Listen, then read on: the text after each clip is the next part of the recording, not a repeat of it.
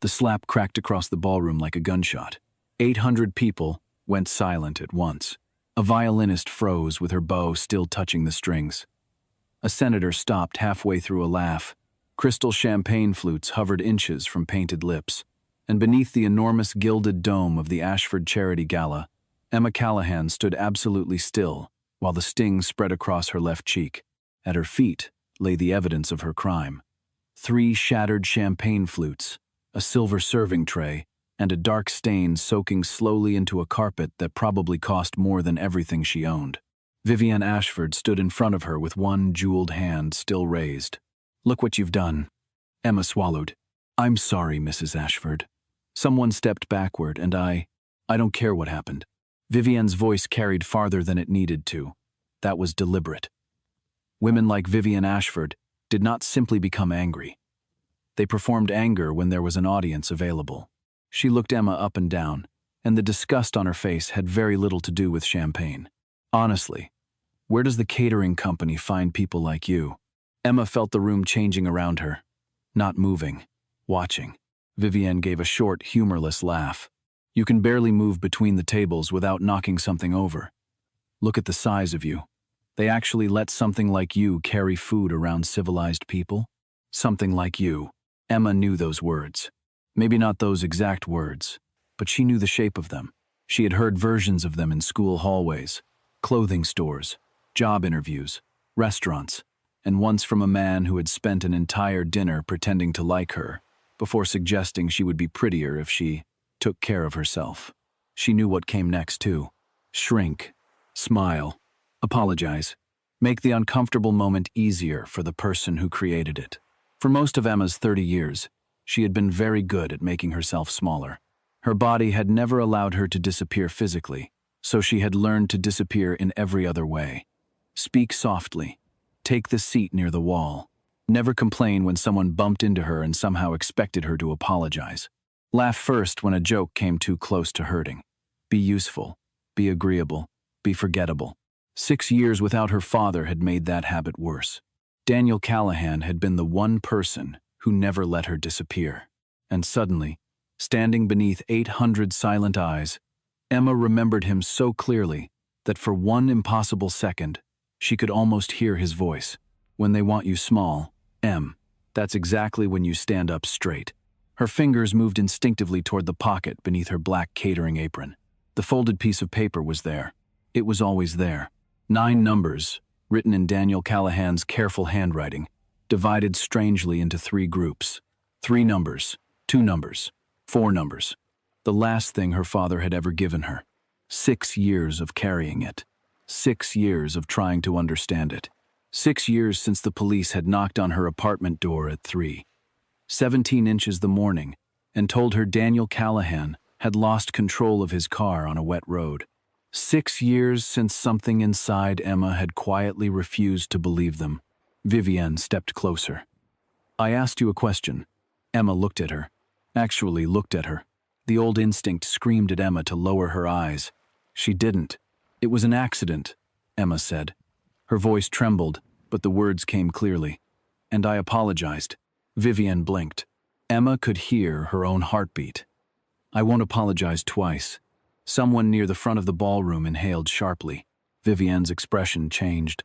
For the first time that evening, Emma understood something that should have frightened her more than it did. Vivienne Ashford was not accustomed to resistance, especially not from the help. "How dare you?" Emma's knees felt weak. Still, she stood. "I didn't insult you.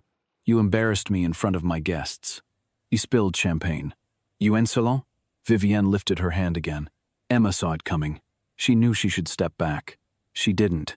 Then, from somewhere near the tall windows at the far end of the ballroom, a chair moved. It was not a loud sound. Wood sliding across polished marble. That was all. But the effect was extraordinary. Vivienne's hand stopped in the air. Emma watched heads turn one after another toward a table separated slightly from the rest of the gala, positioned beneath windows overlooking Manhattan. A man stood. Emma knew who he was. Everyone did. Alessandro Marino did not appear often in photographs, but the photographs that existed had been studied by journalists, prosecutors, politicians, businessmen, and probably half the criminals on the eastern seaboard. Some called him an investor. Some called him a financier. Some newspapers preferred the phrase, alleged organized crime figure, because lawyers were expensive, and Alessandro Marino had excellent ones. People who understood the city simply called him Marino. He was younger than Emma had imagined, early 40s perhaps. Tall without being massive, lean beneath a perfectly cut black suit. Dark hair touched faintly with silver at the temples. His face was composed rather than handsome in the obvious way, all sharp lines and controlled expression, but there was something about his stillness that made everyone else seem suddenly restless. He crossed the ballroom. He did not hurry. That somehow made it worse. People moved before he reached them. Emma watched senators, CEOs, donors, celebrities, and men who had probably never stepped aside for anyone in their lives quietly create a path. Vivian lowered her hand. Her husband, Senator Charles Ashford, had gone visibly pale. Alessandro stopped beside Emma. For one unbearable second, his eyes settled on her. Gray, not cold exactly, storm-colored. His gaze moved to the mark on her cheek, then to the blood on her palm. Emma looked down and realized one of the broken glasses had cut her when she tried to catch the tray. Alessandro turned away from her. He faced the room. 800 people. His voice was quiet. He did not need a microphone. No one moved enough to make him repeat himself. Approximately, he continued, perhaps a few more. His gaze traveled slowly across the ballroom. 800 people just watched a woman get struck for spilling a drink. No one looked at Emma now. That was almost worse. They looked at the floor, at their tables, at Alessandro. Not one of you moved. Silence. The only person in this room who defended her was the woman who got hit. Emma felt something tighten unexpectedly in her throat. Alessandro's expression never changed. That tells me something useful about all of you.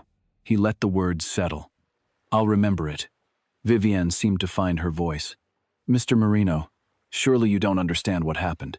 This creature, Alessandro turned his head. Only that. Vivienne stopped. Choose the next word carefully, he said. Her mouth closed. Senator Ashford finally stepped forward. Alessandro, perhaps we should discuss this privately. No. Vivienne has had a difficult evening. I imagine it is becoming more difficult. A few people lowered their eyes to hide reactions. Senator Ashford's jaw tightened. We have been trying to arrange a conversation for some time. 8 months. The senator hesitated. Yes, I remember. Alessandro adjusted one cuff. Emma could not understand why such a small movement made Charles Ashford look frightened. The answer is no. The senator stared at him. To what? The meeting, the financing, the introductions in Albany, the other problem you hoped I might make disappear. Charles Ashford's face lost what remained of its color. Alessandro. Mr. Marino will do. The senator went silent. Alessandro looked at Vivienne. You will leave. Vivienne gave a stunned laugh. This is my gala. No. Your name is on the invitations. There is a difference. Do you have any idea who I am? Yes. The answer came without hesitation. That is why I'm disappointed. Vivienne's lips parted. Alessandro looked back at her husband. Take your wife home, Senator. Charles Ashford did not move. Alessandro's voice became softer. I don't repeat myself. You've heard people say that about me. With me, it happens to be true. Charles took Vivienne by the arm. For perhaps the first time in her adult life, Vivienne Ashford allowed herself to be led from a room without having the final word. 800 people watched them go. The doors closed. Alessandro turned to Emma. Up close, she noticed a thin scar near his right temple. Another, smaller one crossed the knuckle of his left hand. You're bleeding. Emma looked at her palm. It's nothing. That wasn't an assessment. It's a cut. His mouth moved almost imperceptibly. Not quite a smile. Better. He took a clean linen napkin from the abandoned table beside them and offered it to her. He did not take her hand. Emma noticed that. She pressed the cloth against the cut herself. There's a car outside, he said. My driver can take you home. No, thank you. Anywhere else then? I can take the subway. You can. He reached inside his jacket. Emma tensed before she could stop herself. Alessandro noticed. Something changed in his eyes. He moved more slowly and removed only a black card. A telephone number was printed on it. Nothing else. He placed it on the table rather than handing it directly to her. The catering company won't fire you. Emma frowned. They probably will. They won't. And if they do, call that number. Emma stared at him. She should have thanked him. Instead, she heard herself ask, why? For the first time, Alessandro Marino seemed unprepared for a question. Something moved behind his face. Pain. Emma was almost certain of it. Old pain. Then the mask returned. Because you stood up. He took one step away. Nobody in this room has stood up for anything in years. Another step, including me. Emma looked at the card, then at him. Mr. Marino? He stopped. How did you? His gaze returned to her. Callahan. Emma forgot the rest of the sentence. The ballroom seemed suddenly very far away. What? But Alessandro was already walking. Emma followed him 2 steps. I never told you my name. He stopped at the doors. For a moment he stood with his back to her. Then he turned his head just enough that she could see the hard line of his profile. No, he said. You didn't. And he left. Emma remained in the center of the ballroom with a blood-stained napkin pressed against her palm and her father's 9 numbers burning against her hip. For the first time in 6 years, she had the unmistakable feeling that the mystery of Daniel Callahan's death had just looked her directly in the eye. The following morning, Emma woke in her 1-bedroom apartment in Queens, convinced that the entire evening had been some elaborate stress dream. Then she touched her cheek. It still hurt. The black card lay on her kitchen table. She had placed it there at 1:12 inches the morning, after refusing Alessandro Marino's car, riding the subway home, locking her apartment door twice, and checking the hallway through the peephole 3 separate times. She stared at the card while the coffee maker sputtered. 1 number. No name. No logo. Very dramatic, she thought. Her father would have hated it. Daniel Callahan had believed business cards should contain useful information. Name, telephone, address, email, preferably a fax number, long after everyone else stopped using fax machines. Emma smiled before she could stop herself. Then the smile vanished. She reached into the pocket of yesterday's apron. The folded paper came out soft at the edges from 6 years of handling. She had memorized them long ago. Still, she unfolded the paper. Daniel's handwriting made him briefly alive again. Emma poured coffee and sat. For 6 years, she had treated those numbers like a puzzle. She had searched public records, bank codes, dates, addresses, telephone exchanges. She had even entered combinations into mapping software at 3 in the morning after convincing herself her father might have hidden coordinates. Nothing. Daniel had been a bookkeeper. A painfully careful, stubbornly ethical bookkeeper. And 2 days before his death, he had handed his 24-year-old daughter 9 numbers and said something Emma had replayed so many times that memory had polished every word smooth. If something happens to me, give this to the one honest man I know. She had laughed. Dad, you know lots of honest men. Daniel had not laughed. No, I don't. Who? You'll know when you meet him. That's incredibly unhelpful. For the first time in her life, Daniel had looked frightened. The fewer people who know his name, the safer you'll be. 2 days later, he was dead. Emma folded the paper. Her phone rang. She jumped. Hello? Emma? Her supervisor. She closed her eyes. Here it comes. Hi, Denise. I wanted to talk about last night. I understand. You do? I assume the Ashfords complained. Well, yes. Emma waited. But Mr. Bellamy reviewed everything with the board this morning. Emma frowned. Mr. Bellamy owned the catering company. She had met him once. Okay. They've decided there will be no disciplinary action. Emma looked at the black card. Really? In fact, they want to move you into event coordination. Emma nearly dropped the phone. What? Assistant coordinator initially. Better salary. Regular hours. Benefits after 90 days. Denise. Yes? Did Alessandro Marino call Mr. Bellamy? Silence. Denise. I don't know. That meant yes. Emma declined the promotion. Denise thought she had lost her mind. By Thursday, Emma received another surprise. A letter from the bank informed her that the remaining balance on Daniel Callahan's debt had been satisfied. 38,412美元17美分. Paid. Emma stood beside the apartment mailboxes, reading the letter 3 times. She had spent 6 years paying that debt. Daniel had borrowed against almost everything during his final year. Emma had never understood why.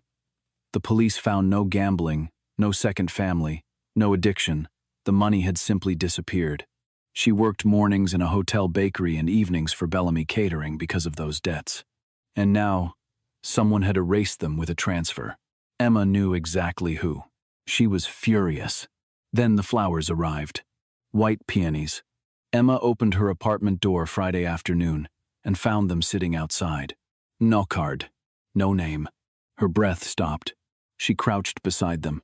Daniel had grown peonies behind the tiny house where Emma spent her childhood. White ones, always white.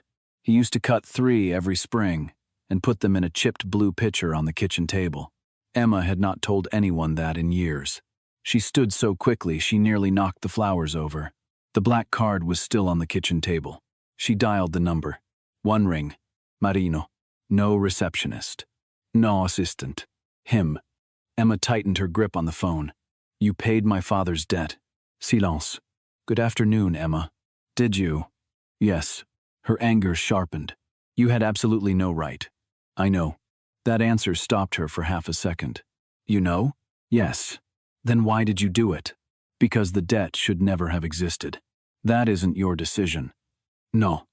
Stop agreeing with me. Another pause. I'll try. Emma closed her eyes. You don't get to rearrange my life because you saw someone slap me at a party. I know. And I didn't ask you to fix me. I'm aware. I'm not something you can throw money at because you feel guilty. The line became very quiet. When Alessandro spoke again, something had changed. I don't think you need fixing. Emma looked toward the flowers, then explained the peonies. Silence. Not ordinary silence. The kind containing a decision. Where are you? At home. Are you alone? Emma's anger turned instantly to caution. Why? Lock your door. Her heart began beating harder. It is locked. Check. Emma walked to it. Locked. Done. Now step away from the windows. Mr. Marino. Emma. There was no threat in his voice. Only urgency. She moved. Why? Because I did not send flowers. Every hair on Emma's arms rose. She stared toward the white peonies. Then who did? I don't know yet. You knew they were peonies.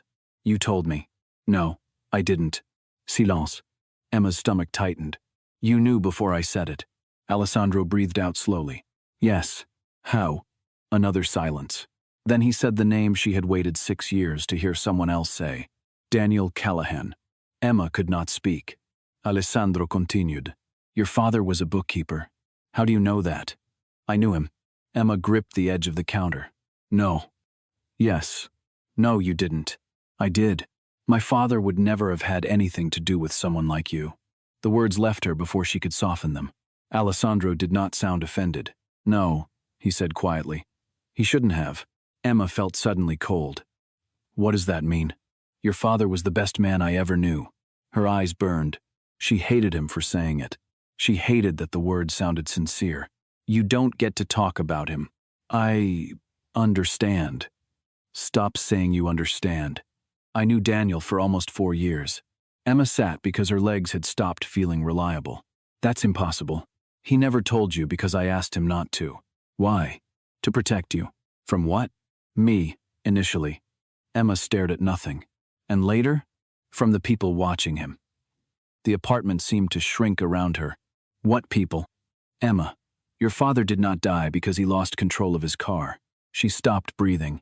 The sentence she had secretly wanted someone to say for 6 years had arrived. And it did not feel like relief. It felt like falling through ice. What did you say? The police report was false. How do you know? Because I saw what happened to his car before the police did. Emma stood. Coffee spilled from the mug beside her. You were there? Afterward. You knew? Yes. For 6 years? Yes. And you never came to me? I tried. She laughed once, broken and disbelieving. No, you didn't. I did. You knew where I was last week. I found you last week. You expect me to believe Alessandro Marino couldn't find a waitress in Queens for 6 years? I expect you not to believe anything I say until I prove it. That silenced her. His voice softened. Your father taught me that.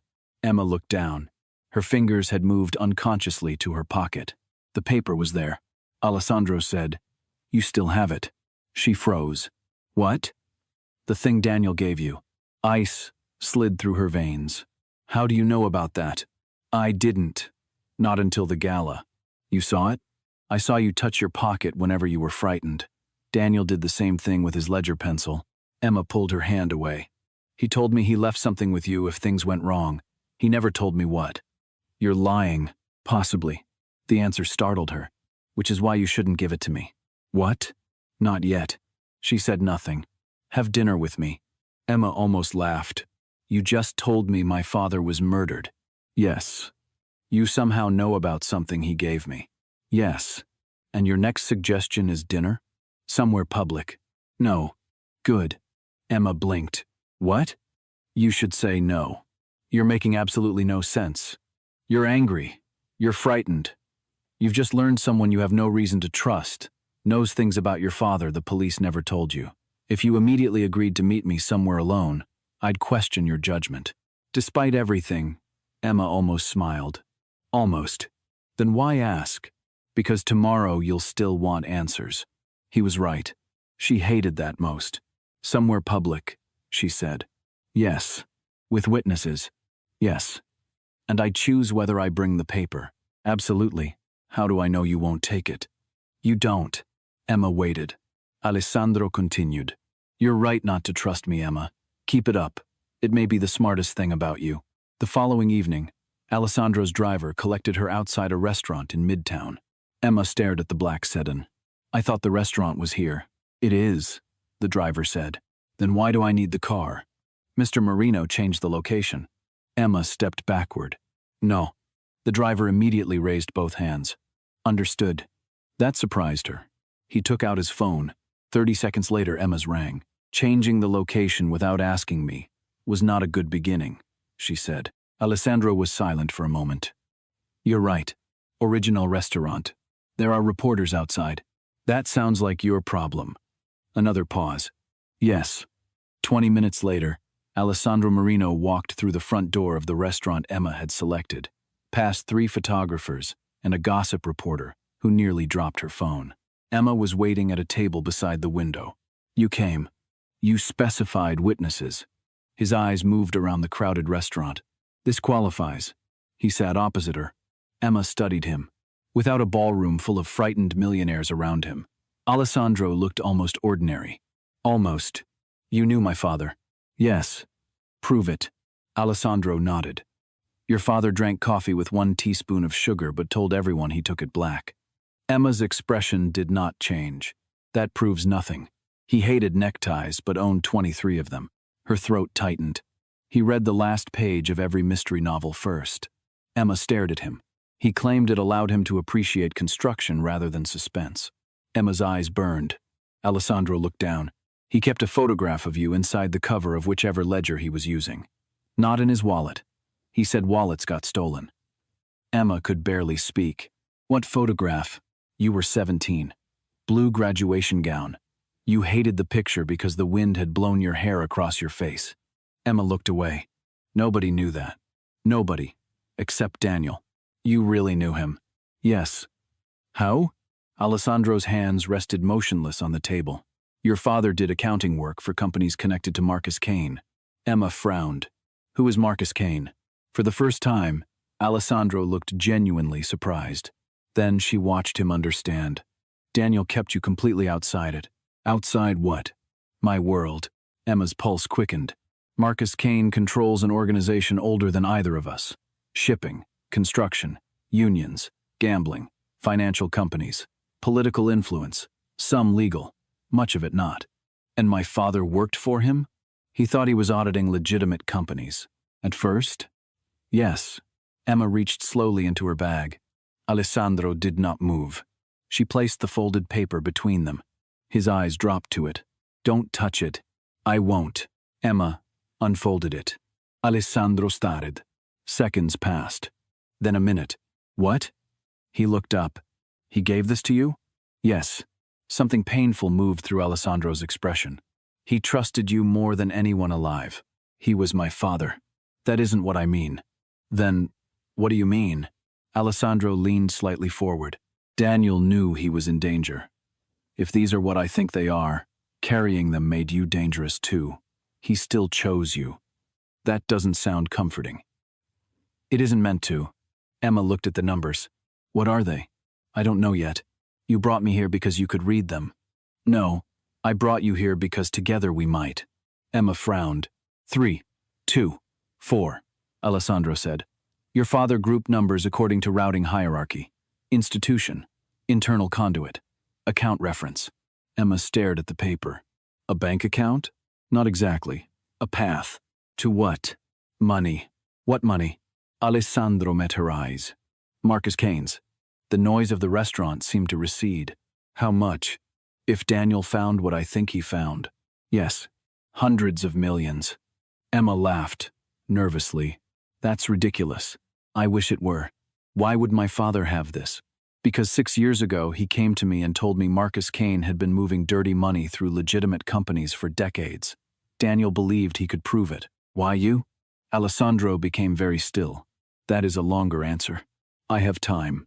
Their food arrived. Neither touched it. Finally, Alessandro said, Marcus Kane raised me. Emma stared. What? I was 14 when he found me. Your father? No. The word came hard. I had no father worth remembering. He looked toward the window. Kane found me stealing food behind one of his restaurants. He could have had me beaten. Instead, he fed me. Emma said nothing. He gave me work, then better work. He taught me how people think when they're afraid, how money moves, how power works, how to identify what someone wants before they know they want it. That sounds almost generous. It was. Alessandro looked back at her. That was what made it effective. Emma understood. He made you owe him. He made me believe I owed him everything. What changed? Alessandro's gaze dropped to his hands. When I was 23, Kane gave me a test. Emma waited. A man had betrayed him. Kane wanted the problem handled publicly enough that everyone understood the lesson. Emma's stomach tightened. You killed him. Alessandro did not insult her by denying it. Yes. The answer was quiet. I did exactly what Kane asked. Emma looked at the man across from her and remembered why newspapers used careful language. Do you regret it? Yes. Would that man care? No. The honesty unsettled her more than an excuse would have. Alessandro continued. What frightened me afterward wasn't what I had done. He looked directly at her. It was that I felt nothing. Emma stayed silent. I realized Kane had succeeded. He had taken a hungry 14-year-old boy and turned him into something useful, efficient, loyal, empty. His jaw tightened. For years afterward, I accepted it. I became very good at being what he had made. And my father? One afternoon, Daniel Callahan sat across from me reviewing accounts and asked what I liked to read. Emma blinked. What? I thought he was trying to manipulate me. A faint, almost embarrassed smile touched Alessandro's mouth. He was asking because he wanted to know. That sounds like Dad. He brought me a book the next week. What book? The Count of Monte Cristo. Emma laughed softly through sudden tears. Of course he did. I told him I had already read it. What did he say? That reading a good book once was an administrative error. Emma covered her mouth. That was Daniel, completely. For a few seconds he was alive between them. Then Alessandro's expression darkened. Daniel was the first person in years who spoke to me without wanting anything. Eventually he understood what Kane had made me into, and he trusted you anyway. Yes. Why? I asked him that once. What did he say? Alessandro looked at her. He said, being made into something and choosing to remain that thing are not the same. Emma closed her eyes. Daniel. Of course. When he discovered what Kane was doing, he came to me. Because he thought you would help. Yes. Did you? I tried. The 2 words contained 6 years. Emma understood before he said anything else. You failed. Alessandro's eyes hardened against himself. Yes. What happened? Kane discovered Daniel was talking to me. Emma's fingers closed around the paper. He killed him. Yes. To stop him. Partly. What else? Alessandro looked at her for a long time. To punish me. Emma's breathing changed. Cain knew I was turning against him. Daniel's death was a message. What message? That everything I cared about existed because Cain allowed it. Emma's eyes filled. My father died because of you. Alessandro did not move. Yes. The answer struck harder than denial. Emma stood. People glanced over. She did not care. You let me sit here while you... I told you because you deserve the truth. You could have saved him. Yes. Stop agreeing. Her voice cracked. Alessandro remained seated. I will not defend myself with a lie simply because the truth hurts you. Emma wanted to slap him. She wanted to scream. Instead, she grabbed the paper. I'm leaving. Alessandro nodded. I'll have someone... No. He stopped. I don't want your car. I don't want your men. I don't want your money. Understood. And don't follow me. For the first time, he hesitated. Emma. Don't. She left. For 3 days, Alessandro did not call. Emma expected him to. Part of her wanted him to, only so she could reject him. He didn't. She went to work. She slept badly. She dreamed about her father. On the 4th night, she took out the 9 numbers. She remembered Alessandro saying institution, conduit, account reference. She opened Daniel's old notebooks. Not the financial records. Those had disappeared after his death. These were ordinary notebooks Emma had kept, because throwing away her father's handwriting felt like killing him twice. Grocery lists, reminders, crossword attempts, random calculations. At 2:43 inches the morning, Emma noticed something. Daniel grouped phone numbers strangely. 3, 4, 4, always. Her pulse accelerated. She found another page. 3 digits circled, 2 underlined, 4 boxed. It was not random. She called Alessandro. He answered on the first ring. Emma. No surprise. No triumph. Just her name. I found something. 40 minutes later, they sat across from each other in a secure apartment. Alessandro kept downtown. Emma spread Daniel's notebooks across the table. He always separated reference numbers this way. Alessandro studied them. 3, 2, 4. Yes. You were right. I know. His eyes lifted. Emma almost smiled. Almost. They worked until sunrise. One clue became another. A name Daniel had once muttered on the telephone. A Lauren. Alessandro knew it as a shell corporation. A word Daniel had written repeatedly. Conduit. A quarterly figure hidden inside an ordinary household budget. 4 millions. Piece by piece, the dead man began speaking. Over the next 2 weeks, Emma and Alessandro reconstructed the skeleton of Marcus Cain's financial empire. Their relationship changed with it. Not quickly. Not easily. Emma did not forgive Alessandro simply because he looked tired when Daniel's name came up. She asked hard questions. Sometimes he answered. Sometimes he said, I can't tell you that without putting someone else in danger. She learned to recognize the difference between secrecy and evasion. Alessandro learned that buying solutions for Emma usually made her angry. He stopped trying. When her ancient laptop died, he did not replace it. He handed her a screwdriver. You said it overheats. Emma stared at him. You know how to repair computers? No. Then why do you have a screwdriver? You looked like you needed one. She laughed so hard she had to sit down. That was the first time Alessandro smiled without restraint. It transformed him. Emma immediately wished it hadn't, because afterward she kept wanting to see it again. They worked late. Coffee became dinner. Dinner became conversations neither had intended. Emma told him about Daniel teaching her bookkeeping at 11 using jars of pennies. Alessandro told her Daniel once spent 40 minutes explaining baseball statistics to 3 armed men who had only asked what time the Yankees game started. One night, Emma fell asleep at the table. When she woke, a blanket covered her shoulders. Alessandro was sitting across the room rather than beside her. You moved. You were sleeping. You could have stayed at the table. You looked uncomfortable. That doesn't explain why you're 15 feet away. His expression became unreadable. Yes, he said. It does. Emma understood. He wanted distance. Or needed it. She looked away before he could see how much that disappointed her. 11 days later, the peace ended. Emma left the hotel bakery at 10:18 p.m. Rain had started. She opened her umbrella and stepped toward the corner. Headlights appeared. Too bright. Too fast. Emma turned. A black sedan jumped the curb. For one frozen instant, she saw everything with impossible clarity. The grille, rain exploding beneath the tires, a pedestrian screaming, the certainty that there was nowhere to go. Then something struck Emma from the side. Not the car. A body. Strong arms wrapped around her.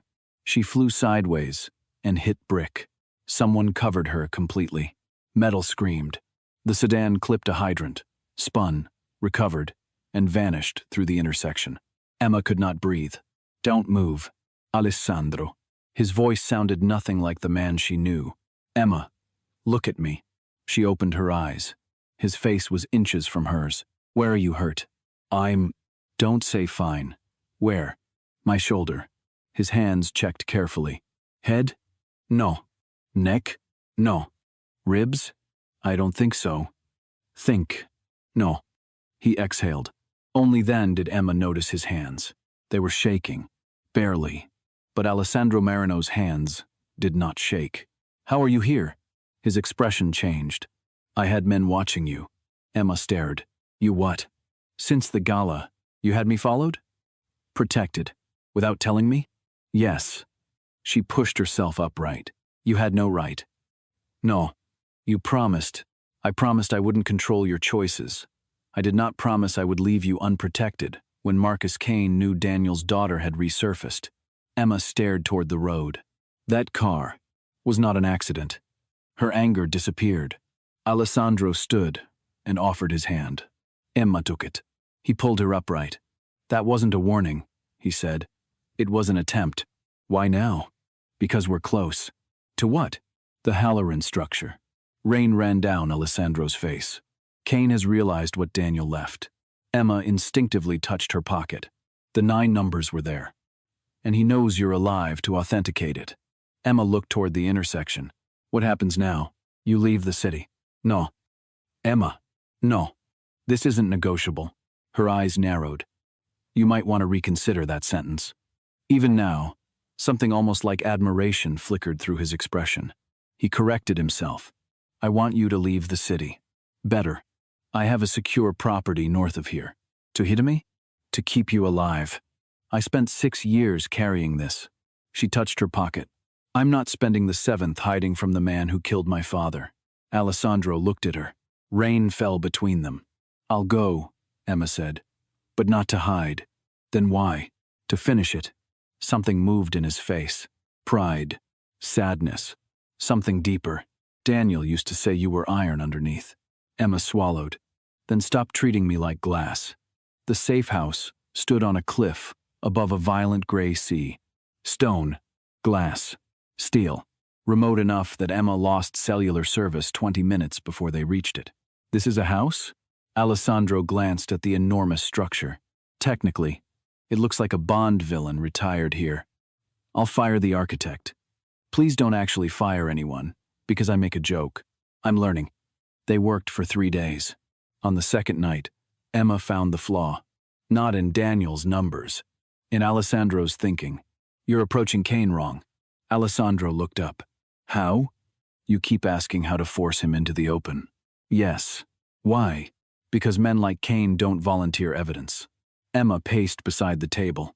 "My father used to audit people who lied." "I'm aware." "He never accused them immediately." "Why?" "Because accusing someone makes them defensive. Dad would deliberately get something slightly wrong." Alessandro's eyes sharpened. Emma continued. "He'd tell a businessman his books were off by the wrong amount. And wait for the businessman to correct him." Alessandro slowly sat back. "Pride." "Yes." Emma moved toward the reconstructed accounts. "Kane doesn't fear guns. He's survived guns for 30 years. Longer. He doesn't fear threats." "No." "But what is he proud of?" Alessandro looked at the papers. Emma saw him understand. "His money, his system." She pointed to Halloran. "We create a discrepancy. A false leak." "Exactly. Make him believe money is disappearing from a structure only he understands completely. He'll send accountants. We make the error subtle enough that they can't resolve it. Then he sends someone higher. We keep feeding them slightly wrong answers." Alessandro stood. Until Kane can't tolerate it. Emma smiled. He comes to prove everyone else is stupid. For several seconds, Alessandro simply looked at her. What? Nothing. You're staring. Your father used exactly the same expression when he knew he had someone. Emma's smile faded into something softer. He taught me. No. Alessandro shook his head. He gave you tools. This is yours. Emma looked at him. Nobody had said anything like that to her in years. Outside, thunder rolled across the sea. The lights flickered. Then everything went dark. Emma jumped. Emergency lights failed to engage. Stay there, Alessandro said. I'm not going anywhere. Firelight from the living room gave the house a dim amber glow. Alessandro returned with a flashlight. The generator should have started. That sounds comforting. It isn't. He checked the security panel. Storm interference. Emma joined him beside the fireplace. Wind screamed against the glass. For the first time in days, there were no numbers between them. No Daniel, no Kane, just Emma and Alessandro. She became painfully aware of how close he was. Alessandro noticed too. He stepped backward. Emma frowned. You always do that. Do what? Move away. His jaw tightened. Emma. Is there something wrong with me? The question escaped before she could stop it. His expression changed instantly. No, you don't have to answer that fast. I do when the answer is that obvious. Then why? Alessandro looked toward the fire. When I met you, you were Daniel's daughter. Emma waited. You were someone I owed a debt I could never repay. Someone I had failed before I even knew you. His voice lowered. Then, you became Emma. Her heartbeat changed. And that has made things considerably more difficult. What things? His eyes returned to hers. This. His hand lifted, stopped inches from her cheek. He did not touch her. I have spent weeks wanting to do that. Touch my face? Yes. That seems survivable. Not necessarily. Emma almost laughed, but the expression in his eyes stopped her. I have taken things my entire life, Alessandro said. Orders, territory, money, loyalty. When I wanted something, I learned to reach for it before someone else could. His hand remained suspended beside her. I will not do that with you. Emma could feel the warmth of his fingers without contact. You're not something Daniel left me. You're not a debt. You're not a promise. His voice became rough. So until I know you want something from me because you chose it, I'm keeping my distance. Emma stared at him. All her life people had assumed things about her body. That she should be grateful for attention. That she should accept whatever affection was offered. That desire directed toward her was a favor. Alessandro Marino, a man feared for taking whatever he wanted, was standing inches away, refusing even to touch her cheek without permission. Stop keeping your distance, she whispered. He did not move. Emma, I know who you are. Do you? I know enough to know this is my decision. His eyes searched hers. She stepped forward. The remaining space disappeared. Alessandro touched her cheek. Nothing more. His palm was warm. His thumb moved once beneath her eye. Emma closed her eyes. When he kissed her, there was no urgency, no conquest. He kissed her like a man receiving something he had never expected to be offered. Emma gripped the front of his shirt. Outside, the storm battered the cliff. Inside, Alessandro rested his forehead against hers. We should stop. Why? Because I'm trying very hard to remain the man your father thought I could be. Emma opened her eyes. My father isn't here. I'm aware. This is between you and me. Something in Alessandro broke. The second kiss was deeper. Still careful, but no longer uncertain. And for a few stolen minutes beside the fire, there was no murdered accountant, no mafia empire, no ledger, no 6 years of guilt. There were simply two lonely people who had finally stopped pretending they wanted distance. Morning arrived cold and bright. Emma woke on the sofa beneath a blanket. Alessandro was in the kitchen making coffee. You let me sleep out here? You fell asleep. You could have carried me upstairs. I enjoy being alive. Emma laughed. Then she saw his laptop. The false discrepancy was ready. Halloran showed a phantom leak large enough to matter and subtle enough to provoke investigation. You finished it. We finished it. By noon, the information entered the first channel. By evening, a second. Someone loyal to Alessandro allowed a carefully chosen rumor to travel. Daniel Callahan's ledger had resurfaced. His daughter had it. She understood enough of it to identify a flaw in Marcus Kane's system. Then they waited. 6 hours. Nothing. 8. Nothing. At midnight, Emma began pacing. What if he sees through it? He might. You said he wouldn't. I said your reasoning was good. Kane being dangerous includes the possibility that he surprises us. At 12:43 a.m., Alessandro's private phone vibrated. He looked at the screen. Everything in his face changed. What? He did not answer. Emma approached. Alessandro. Marcus. Her stomach dropped. Kane? Yes. He contacted you himself. Alessandro nodded. That means it worked. He said nothing. Emma looked at the message. A location. A date. A time. Then 5 words. Bring Daniel Callahan's daughter. Emma felt fear and satisfaction. He took it. Alessandro continued staring at the screen. No. What? There's an attachment. He opened it. For several seconds, Emma could not understand what she was seeing. A dark room. A sofa. Firelight. Then she recognized the blanket. Her blanket. The clothes she had worn the previous night. Emma was asleep in the photograph. Her blood turned cold. That's last night. But she looked toward the enormous glass windows. The photograph had been taken from outside. Close. Very close. This property is secure. Alessandro was already moving. He pulled open a drawer beneath the security station. A handgun appeared in his hand. Emma had never seen him move that quickly. How could someone get that close? They shouldn't. He checked the doors. Then the security feed. Emma returned to the message. There was another line beneath the photograph. Her mouth went dry. Alessandro. He turned. She read it aloud. Tell Emma to bring the 9 numbers. Silence. Then the final sentence. Or this time, I'll finish what I started with her father. Alessandro crossed the room and took the phone. His expression became something Emma had never seen before. Not fear. Not anger. Recognition. He knew. What? The safe house. How? He knew before we arrived. Emma stared toward the black windows. A thought came to her. If Kane knew where we were, why didn't he attack? Alessandro looked at her. Because he wanted us comfortable. A low sound rolled through the house. At first, Emma thought it was thunder. Then she saw light moving beyond the trees. Headlights. 1 pair. Slowly climbing the private road toward the cliff. Another pair appeared behind them. Then another. Emma's heart slammed against her ribs. How many people know this place exists? Alessandro did not answer immediately. That frightened her more than the cars. How many? Cease. People you trust?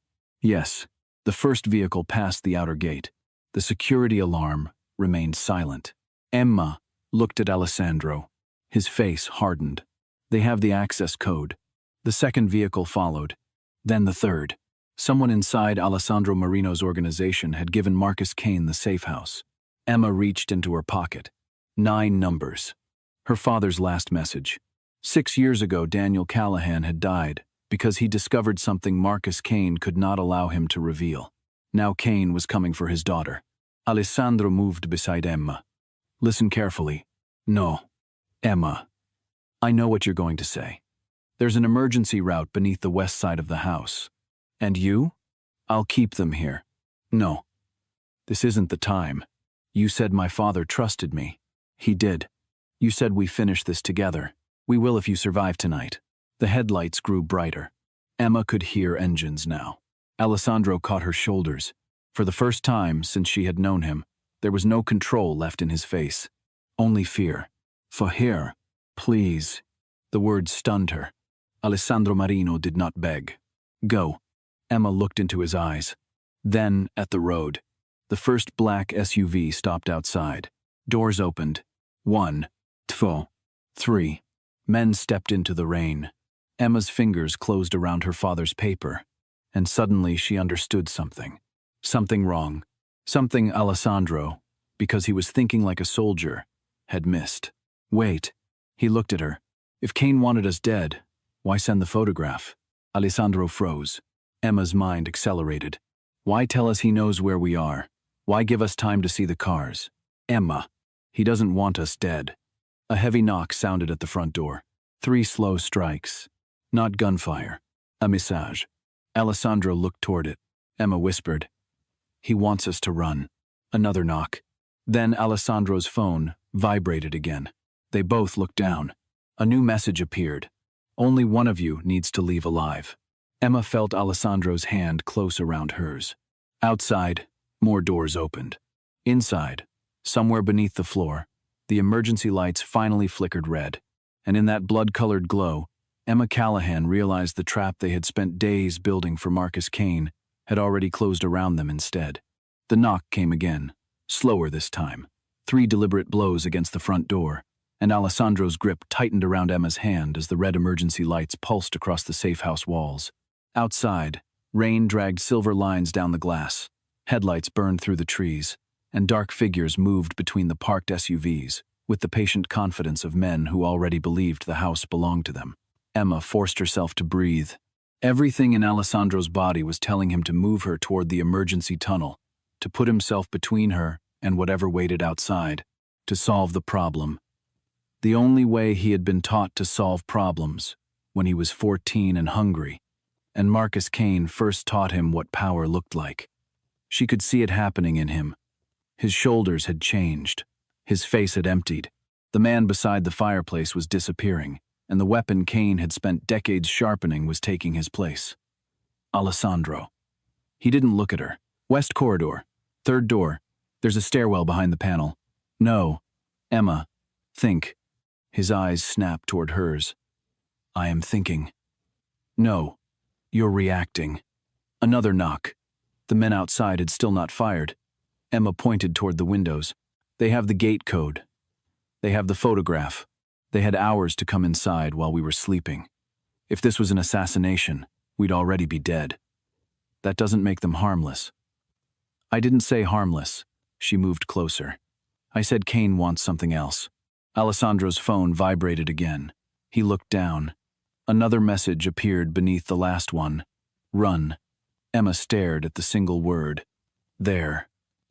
It could be bait. Of course it's bait. Then why are we discussing it? Because he's telling us what he wants us to do. Emma's pulse hammered, but her mind had become strangely clear.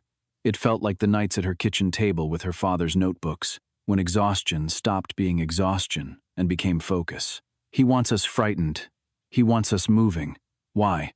Alessandro's eyes narrowed. "The emergency route." Emma nodded. "How many people know it?" 4. Fewer than the 6 who know the house. A shadow moved past the terrace doors. Alessandro raised the gun. Emma caught his wrist. If they wanted to breach, they would. "You're assuming Kane wants us both alive." "No. I'm assuming Marcus Kane didn't spend 30 years building an empire by sending obvious warnings before murder." She looked again at the message. "Run. He wants the tunnel." Alessandro went still. He turned toward the west corridor, then toward the security monitor. The camera covering the emergency exit had gone dark. Not static. Dark. Someone had disabled it. Damn it. He released Emma's hand and crossed to a concealed panel beside the fireplace. He entered a code. A floor plan appeared on the security display. One sensor beneath the west side of the house showed green, then yellow, then red. Movement. Emma swallowed. "In the tunnel?" "At the exterior hatch. He boxed us in." "Yes, because he knew you'd send me there." Alessandro's jaw tightened. She watched the realization wound him. Kane had predicted him perfectly. Protect the woman. Use the emergency route. Stay behind. Die if necessary. Marcus Kane had known exactly which instincts Alessandro would obey, because Marcus Kane had installed them. "He knows you," Emma whispered. Alessandro looked at the floor plan. "He knows who I was." The front door handle moved once, slowly, then stopped. A voice came through the intercom. "Mr. Marino." Alessandro's face hardened. Emma recognized neither the voice nor the name that followed. "It's Victor Hale." Alessandro glanced at her. "One of yours?" "Yes." "One of the 6? "Yes." He pressed the intercom. "Victor, we need to talk." Alessandro's voice became ice. "You gave Kane the property." A pause. "Open the door." You have 30 seconds to explain why I shouldn't put a bullet through it. Emma looked at him sharply. The voice outside remained calm. Because Kane has my daughter. Alessandro's expression changed by a fraction. Emma saw it. How long? 2 days. Why didn't you come to me? Because he said if I did, he'd send her back in pieces. Emma closed her eyes briefly. There it was. Kane's real currency. Not money, not loyalty. Fear. The photograph? Alessandro asked. One of Kane's men. I gave them the exterior code. I never gave them the interior access. The tunnel? Silence. Victor. I told them where it exited. Alessandro's mouth became a hard line. Open the door, Victor said.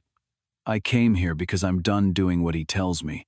But if you shoot me before I can tell you the rest, we're all dead. Emma touched Alessandro's arm.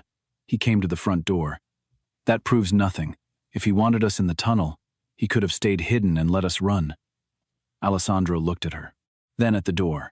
He lowered the gun slightly, entered another code, and unlocked only the first steel barrier. The main door remained shut. Tell your men to step back. Victor's voice came through the intercom. They're not mine. Alessandro raised the gun again. Explain. 3 vehicles. Kane's people. They followed me. Then you led them here. They already knew I was coming. Emma whispered. He wanted Victor inside. Alessandro's eyes met hers. Why? Because whatever Victor knows, Kane wants us to hear it. The thought landed like a blade. Kane was not merely reacting to their trap. He was writing the next move. Alessandro pressed the intercom. Victor. Step toward the camera. A man in his 50s entered the porch light, soaked by rain, hands raised. He was broad, shouldered, gray-haired, with blood running from a cut near his brow. Turn around. He did. Open your coat. Victor opened it. No visible weapon. Emma, behind the wall. No. Alessandro looked at her. She held his stare. We're past that. Something conflicted in his face, but he did not argue. He opened the main door 6 inches, weapon aimed through the gap. Victor stepped inside alone. Alessandro immediately locked it again. Where's your daughter? Kane has her at one of his properties in Connecticut. Name, South Ridge Estate. Alessandro's eyes narrowed. That place was sold. On paper. Victor looked at Emma, then away. He knew you found her the night of the gala. Emma felt a chill. How? Ashford. Alessandro's expression went flat. The senator? Victor nodded. Ashford owed Kane. When you humiliated him publicly and killed the financing deal, he called Kane that night. Said you had crossed a room for a catering girl named Callahan. Emma's stomach turned. Such a small thing. A surname spoken in anger. 6 years of hiding ended because a humiliated politician made one telephone call. Victor continued. Kane recognized the name immediately. Alessandro's gaze sharpened. Why wait? Because he didn't know what she had. Victor looked at Emma. He knew Daniel left something, but he never found it after the crash. He assumed Marino had recovered it. Emma touched the paper inside her pocket. And when Alessandro started moving money around my debts? Victor nodded. Kane knew he'd found you. The peonies were his. Emma went cold. Why? To see if you reacted. He was testing whether I remembered something connected to my father? Partly. He also wanted Marino to know he was watching. Alessandro looked at Victor. Why the car? That wasn't Kane. Silence fell. Emma stared. What do you mean? Victor wiped rain from his face. Someone in his organization panicked. Joseph Kane. Alessandro's eyes narrowed. Marcus's nephew. He thought killing Emma would end the problem. Marcus nearly killed him for it. Emma absorbed that. The attempt on her life had not been a carefully calculated move. It had been the mistake of a frightened subordinate. Alessandro had said exactly that on the street. Sloppy. Fast. Kane was rattled, but not enough to stop thinking. And tonight? Alessandro asked. Victor looked toward the dark windows. Tonight is different. What does he want? You. Alessandro gave a humorless smile. He's had 30 years. Not your body. Victor looked directly at him. Your choice. Emma felt Alessandro become still beside her. He knows about the discrepancy, Victor said. He knows it's false. Emma's heart dropped. How? He says Daniel used the same trick on him once, 20 years ago. Deliberately misclassified an expense, so Marcus would correct him. Emma thought of her father, of the method she had believed was theirs, of Cain remembering it. Then the plan is dead. Not exactly. Victor's eyes moved to her. He also knows you don't have the complete ledger. Emma frowned. We have enough. You have Daniel's reconstruction. You don't have Cain's primary routing book. Alessandro stepped forward. It still exists? Yes. Where? Victor laughed once, bitterly. That's why my daughter is alive. He made me retrieve it. Emma's breath caught. You have it? Victor reached very slowly into his coat. Alessandro's gun rose. Easy. Victor removed nothing but a key. Brass. Old-fashioned. Safe. Deposit vault. Private institution. Cain moved the ledger this morning because he thinks federal pressure is coming. Emma stared at the key. Why give this to us? Because if I don't, my daughter dies eventually anyway. Cain never leaves leverage alive longer than he needs it. Alessandro did not take the key.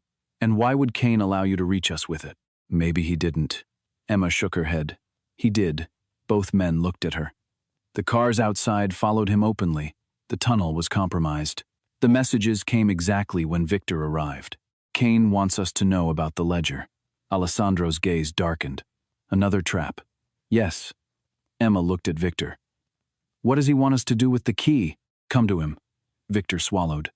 Tomorrow night, Hotel Laurent, top floor. He says he'll trade the complete ledger and my daughter for the 9 numbers and a conversation with Alessandro. He'll trade nothing, Alessandro said. Agreed, Emma replied. But he wants the meeting. Victor nodded. He specifically said Emma Callahan must be there. Alessandro's eyes turned hard. No, Emma ignored him. Why? Victor looked uncomfortable. He wants to see whether Daniel taught you as well as Daniel thought he did. A strange ache moved through Emma. Even now, her father was being measured against her. And what happens if we refuse? Victor's voice dropped. My daughter dies first. Then Cain starts removing everyone connected to Daniel's work until you come anyway. Alessandro looked at the window. His men had begun moving outside now, shadows slipping between Cain's vehicles. How many? 8 outside. Any more nearby? At least 12 down the road. Alessandro picked up his phone and issued 3 quiet instructions Emma could not fully follow. No shouting, no drama. Within a minute, one of the exterior headlights disappeared. Then another. Victor watched the glass. You're going to fight your way out? No. Alessandro put the phone away. I'm going to let Cain think we did. Emma understood immediately. Feed him what he expects. Alessandro looked at her. Exactly. The corners of Emma's mouth almost lifted. You're learning. Victor looked between them as if trying to decide which one frightened him more. They did not use the tunnel. Instead, Alessandro's people created the appearance of a violent escape on the eastern perimeter, while Emma, Alessandro, and Victor exited through an old service route cut into the cliff itself, a passage so narrow, Emma had to turn sideways twice to squeeze through. They emerged, nearly half a mile away beside a maintenance road, where another vehicle waited with its lights off. No shots were fired. The explosions behind them were controlled charges placed against 2 empty utility sheds. That's excessive, Emma said, as the night flashed orange behind the trees. Alessandro opened the car door for her. Cain expects theater. You're giving him theater? You taught me to bait pride. I did not teach you explosives. Victor climbed into the front seat. For what it's worth, that was restrained by his standards. Emma looked at Alessandro. I'm concerned that sentence doesn't surprise me anymore. They drove south before dawn. Alessandro took them not to another grand safe house, but to the basement of a laundromat in a working-class neighborhood outside Boston. Emma stared at rows of industrial washers above them through the stairwell door. Your criminal empire has a laundromat? The irony is not intentional. I refuse to believe that. Victor was taken into another room to speak with Alessandro's security team and coordinate the rescue of his daughter. Emma and Alessandro were left alone with Daniel's notebooks, the 9-number slip, Victor's brass key, and the knowledge that Marcus Cain had dismantled their first strategy without lifting a finger. Emma sat at a folding table. He knew Dad's trick. Alessandro poured coffee from a dented metal pot. He knew Daniel for years. I should have expected that. No, you keep saying that. Alessandro put a cup in front of her. Because you keep taking responsibility for information you could not possibly have had. Emma looked down at the coffee. He's ahead of us. At the moment. Does that scare you? Yes. She looked up. The admission still surprised her sometimes. Men like Alessandro were supposed to pretend fear did not exist. What scares you? He sat opposite her. That he understands how I think. He does. And he understands how your father thought. Yes. Which means he may understand how I think too. Alessandro's gaze held hers. No. Why not? Because Daniel taught you, but he didn't build you. Emma remembered those words later. At the moment, she only stared. Alessandro continued. Cain's mistake has always been believing influence and ownership are the same thing. He taught me violence, so he believed my violence belonged to him. Daniel taught you numbers. Cain will assume that means your mind is predictable through Daniel. He leaned forward. It isn't. Emma touched the 9-number paper. He wants this. Yes. Why? Authentication. But he has his own ledger. His ledger proves the operation exists. Daniel's numbers may prove Daniel independently traced it before his death. That creates linkage to the murder. Emma looked at him. So Cain doesn't want to trade for the numbers. He wants to destroy them. Likely. Then tomorrow's meeting isn't about negotiation. No, it's about controlling evidence. And me. Emma waited. Alessandro's mouth tightened. Cain knows if he can force me to choose between you and evidence, he can prove I'm still what he made. How? If I kill him, he wins one way. If I hand over Daniel's work to keep you alive, he wins another. Emma sat back. Then we don't give him either choice. Alessandro's eyes narrowed slightly. You have something. Maybe. She pulled Daniel's notebooks toward her. Cain remembers my father's tricks. Yes. So we stop using Dad's tricks. And use what? Emma looked at him. Mine. For the next 6 hours, she did not think like Daniel Callahan. That was harder than it sounded. For 6 years, she had lived inside her father's habits, his handwriting, his mathematical logic. Loving him had become a form of imitation, but imitation was exactly what Cain expected. Emma laid the complete reconstruction across the folding table and ignored the discrepancies.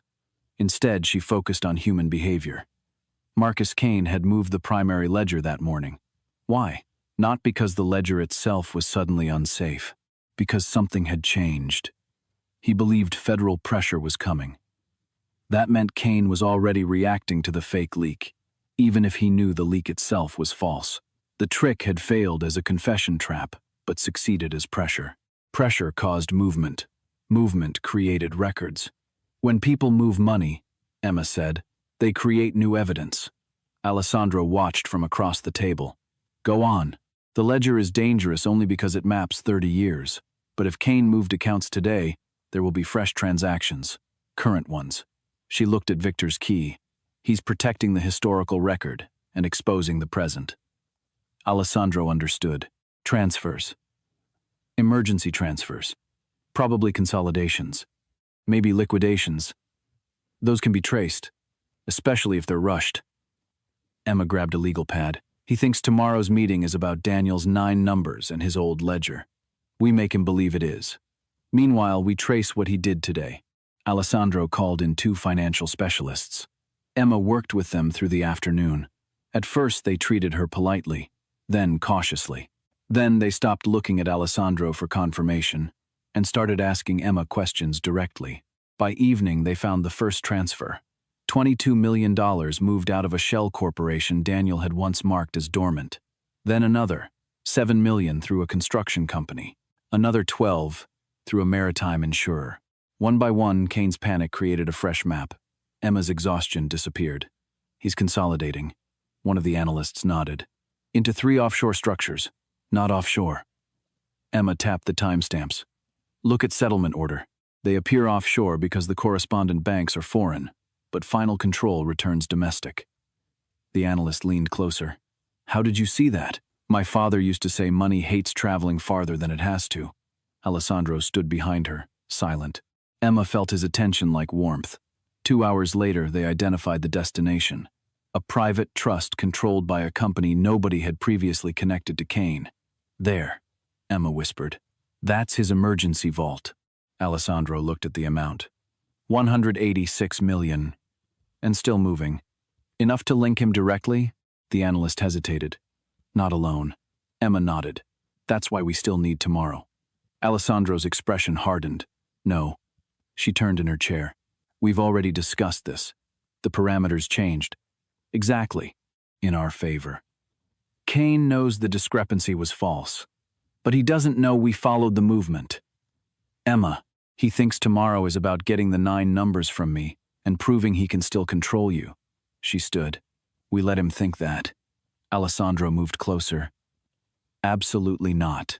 Victor had returned upstairs. The analyst suddenly discovered urgent reasons to leave the room. Emma waited until the door closed. You agreed I wasn't something to lock away. That was before Kane photographed you sleeping through reinforced glass. And what happens now? You put me in another room with more reinforced glass? If necessary. Then you learn nothing. Alessandro's eyes flashed. Do not turn this into philosophy. He murdered your father. I know. He tried to have you driven over. His nephew did. That distinction will comfort me enormously if you die. The words struck hard. Emma went quiet. Alessandro breathed once, then looked away. I can't do this again. His voice had changed. Do what? Watch someone Daniel loved die, because I calculated wrong. Emma's anger softened. There it was, not control. Terror dressed as control. Alessandro, I failed him once. You were not responsible for my father's choices. I knew what Kane was. So did Dad. I should have moved faster. Maybe. He looked at her, surprised by the answer. Emma stepped closer. Maybe you should have. Maybe Dad should have told me more. Maybe the police should have looked harder. Maybe Marcus Kane should have chosen not to murder an honest man. There are 1,000 versions of the past where someone does something differently. Her voice softened. We don't live in any of them. Alessandro said nothing.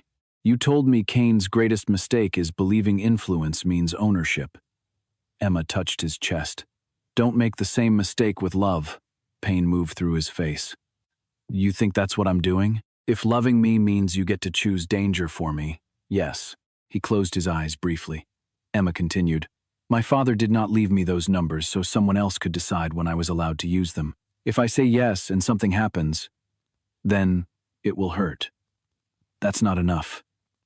It's reality. He opened his eyes. Emma held his gaze. You can protect me. You can advise me. You can stand beside me. You cannot become the wall I'm not allowed to cross. Alessandro looked at her for a long time.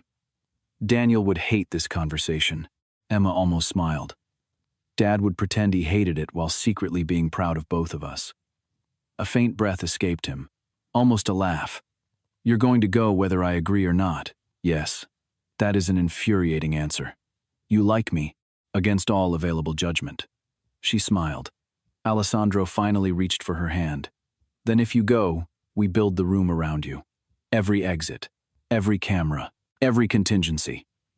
Together. Together. The Hotel Laurent occupied the upper floors of a restored Beau Arts Tower overlooking Central Park.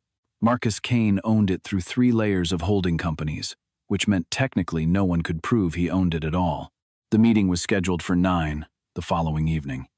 By 8:30, federal investigators were positioned in an adjacent building with live access to the financial trail Emma's team had uncovered. Alessandro's people controlled 2 service elevators and the kitchen stairwell.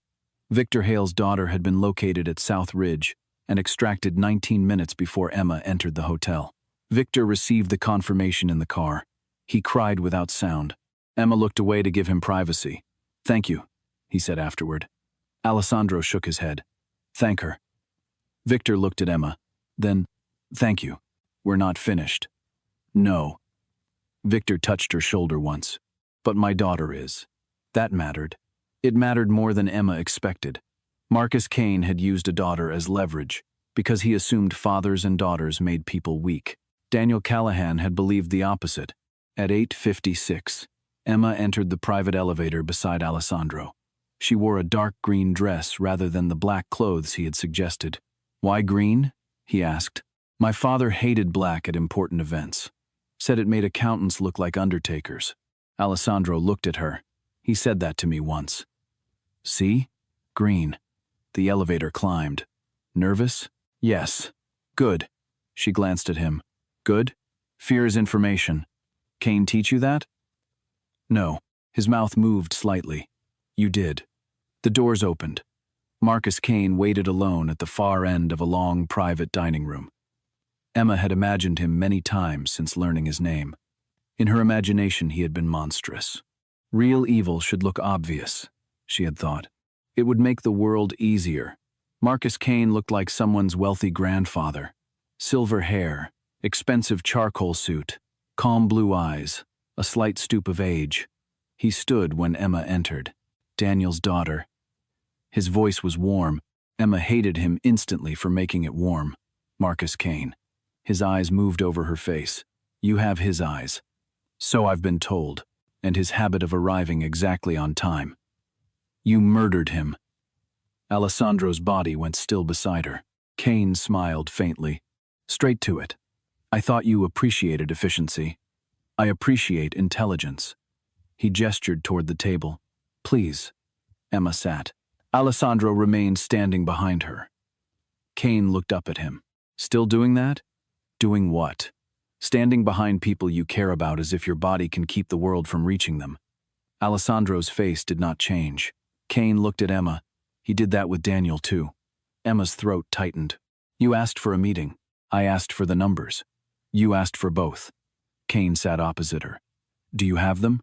Emma placed a folded slip on the table. "Not the original. A perfect copy." Alessandro had objected to even that. Kane did not touch it. 9 digits. "You already knew that." "I knew Daniel left something behind." "And killed him before you found out what?" Kane's smile faded slightly. "Your father made several unfortunate decisions." Emma felt anger rise. She pressed it down. This was not the place for anger. Anger would make Kane cautious. Pride would make him talk. "He found your routing architecture. Half of it. Enough. If it were enough, you wouldn't be here." "There. The first opening." Emma allowed uncertainty into her expression. "That depends." "On what?" "Whether you actually have the primary ledger Victor described." Kane glanced at Alessandro. "Victor always talked too much when frightened. He talks even more when his daughter is safe." For the first time, Kane's eyes changed. Only slightly. "Is she?" "Yes." Kane looked at Alessandro. "You still collect strays." Alessandro remained silent. Emma leaned forward. "The ledger." Kane smiled again. "You sound like Daniel when impatient. You knew him well, better than he would have liked. Then you know he hated incomplete books. Obsessively. His reconstruction is incomplete." Kane's expression sharpened. Emma continued. "Halloran routes through Dorsey and Vane, but the volume fails after consolidation. It was deliberately wrong, not Daniel's old trick exactly. This time the error concealed something else." Kane watched her. "Does it? 4 million a quarter disappears between secondary routing and offshore settlement." "No. That's what the numbers show." "Then you don't understand the numbers." Emma let irritation enter her face. "I understand enough." "Apparently not." "Good." Alessandro stood so still behind her he might have been carved from stone. Kane leaned back. "Halloran never consolidated through 2 shells." Emma frowned. "Daniel's notes show 2. Daniel never saw the final layer." "Then tell me." Kane smiled. "Why would I?" Emma shrugged. "Because if you don't, I assume my father was right, and someone skimmed you for 30 years. The silence was exquisite. Kane's smile disappeared. "No one skimmed me." "Then the numbers are wrong. Your interpretation is wrong. Show me." Kane looked at her for a long moment. Emma could almost see pride wrestling caution. Pride won by a fraction. "Halloran routes 3 ways. Dorsey, Vane, Ellison." Emma looked down at the copy of the numbers. "Ellison doesn't reconcile." "Because Ellison never settles independently." "Then where?" "Offshore consolidation." "Which jurisdiction?" Kane's eyes narrowed. "Too far." Emma deliberately backed away. "Never mind. It doesn't matter. It matters if you're accusing my structure of leaking. I'm not accusing. I'm saying Daniel's reconstruction shows missing volume. Kane leaned forward. Daniel's reconstruction was 6 weeks behind reality when he died. He never saw the Ellison Bridge because I changed it after he started asking questions. Emma's heart slammed. Changed it after he started asking questions. Direct knowledge. She kept her face neutral. So you knew he was investigating. Kane realized the wording and smiled coldly. Of course. Before he died. Yes. How long before? Alessandro moved slightly behind her. Kane glanced at him and understood the trap. Careful, Emma. His warmth was gone now. You're beginning to sound like a prosecutor. I'm an accountant's daughter. There is very little difference. Emma smiled faintly. Dad would have liked that. Kane looked at her for several seconds. He was proud of you. The words came so unexpectedly that Emma almost lost control. Don't. He spoke about you constantly. You don't get to use him. I'm not. You murdered him. Kane's expression became tired. Daniel put himself between forces he did not understand. He understood you perfectly. No, he believed numbers could make powerful men behave honestly. And you proved him wrong by killing him. Alessandro's voice came quietly from behind her. Marcus. Kane looked up. Something old passed between the two men. There you are, Kane said. I was wondering how long you'd let her speak for you. Emma felt Alessandro tense. Kane continued. She doesn't know what you were. She knows enough. Does she? Kane's eyes returned to Emma. Did he tell you about Palermo? Alessandro's face hardened. Emma did not look back. Did he tell you about Rizzo? About the warehouse in Newark? About the 3 men who disappeared because I told him they needed to? Yes, Emma said. Kane blinked. Not every name, but I know what he's done. And you love him anyway? Emma's pulse changed, but she answered. Yes. Alessandro's breath stopped behind her. It was the first time she had said it. Kane smiled slowly. Daniel would be disappointed. Emma shook her head. That's the problem with men like you. Which is, you think love is a reward for innocence. Kane's smile faded. My father believed people were responsible for what they chose next, not only for the worst thing they had already done. Kane looked at Alessandro. He filled your head with that too. He gave me a choice. I gave you everything. You gave me survival and sent an invoice for my soul. Kane's expression changed. For the first time, anger. You were starving in an alley. I know. I fed you. Yes. I educated you. Yes. I made men respect you. Alessandro stepped around Emma's chair. No. You made men fear me. Daniel was the first man who respected me. Kane's jaw tightened. Daniel was weak. Emma stood. Then why did you kill him? Silence. Kane's eyes moved to her. Emma stepped closer to the table. If he was weak, why was a bookkeeper dangerous enough to murder? Sit down. No. Emma. Alessandro said her name, but not as a command. A warning. Kane looked at the folded numbers. You came here for my ledger. No. That stopped him. Emma felt the entire room change. Kane narrowed his eyes. What? I came here because I needed you to think I came for your ledger. Alessandro's gaze snapped toward her. This was not exactly the plan they had discussed. Emma continued. The historical ledger matters, but you made a mistake yesterday. Kane was silent. You moved money. Nothing in his expression changed, but Emma saw his right index finger stop tapping the table. A lot of money. Kane smiled. You're guessing. 180. 6 million as of 7:14 this evening. The smile vanished. Emma recited the shell companies one by one. Bellington Construction, Eastwater Maritime, Delacroix Holdings, Carrick Trust. Kane stared at her. You consolidated them because you believed our false Halloran discrepancy meant federal investigators were closer than they were. Emma felt almost dizzy with the power of finally seeing him surprised. You were right about one thing. Dad's old trick didn't fool you, but it didn't need to. It only needed to make you move. Kane slowly stood. Alessandro's hand moved toward his jacket. Emma did not move. And every transfer you made yesterday created a current trail that didn't exist 6 years ago. She smiled without warmth. My father mapped your past. You mapped your present for me. Kane looked at Alessandro. You let her do this? Alessandro's reply was quiet. I stayed out of her way. Kane laughed once. It was not amused. Daniel.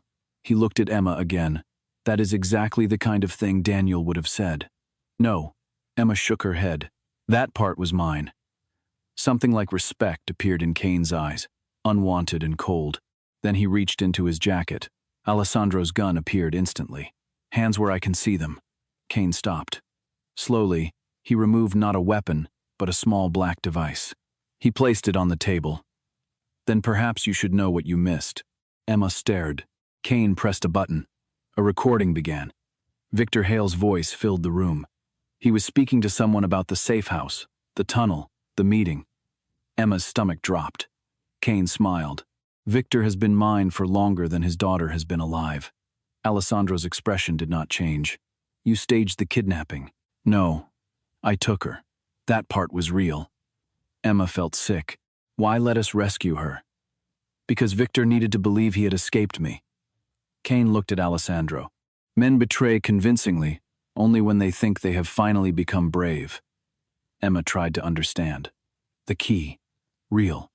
The ledger. Real. Why? Kane smiled.